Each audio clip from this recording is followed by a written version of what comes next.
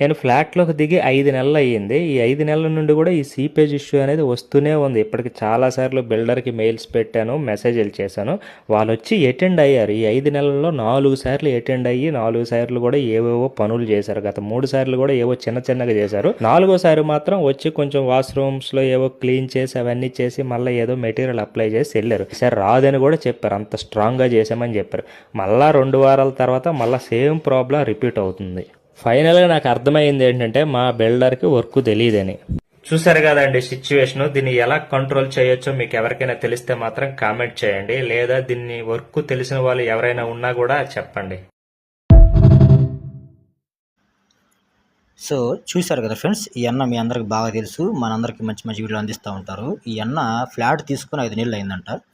4 సార్లు రిపేర్ చేశారు, అయినా కానీ ఈ ప్రాబ్లం వస్తుంది. 5 నెలలకి ఇలా ప్రాబ్లం వస్తే ఇంకొక 5 సంవత్సరాలు పోతే ఆయన సుత్తి పెట్టి పగల కొట్టేస్తాడు మొత్తం. అంత ఉంటుంది ఆ ఫ్రస్ట్రేషన్ అనేది. లక్షలు పెట్టి కట్టిన తర్వాత ఇలా జరిగితే బాధేసిద్ది. కాబట్టి నేను ఇక్కడ ఎవరిది తప్పు అంటలేదు. తక్కువ అనే కాన్సెప్ట్ అదే తప్పు అంటున్నాను. ఫస్ట్ నేను తక్కువ అనే కాన్సెప్ట్ చెప్తే ముందు వాడిని చెప్పు తీసుకొని కొట్టండి. వాళ్ళ రోజు మార్కెట్లో 1000 రూపాయలు ఎవరు రావట్లేదు మీకు. ఎందుకు మీరు ఆలోచించట్లేదు?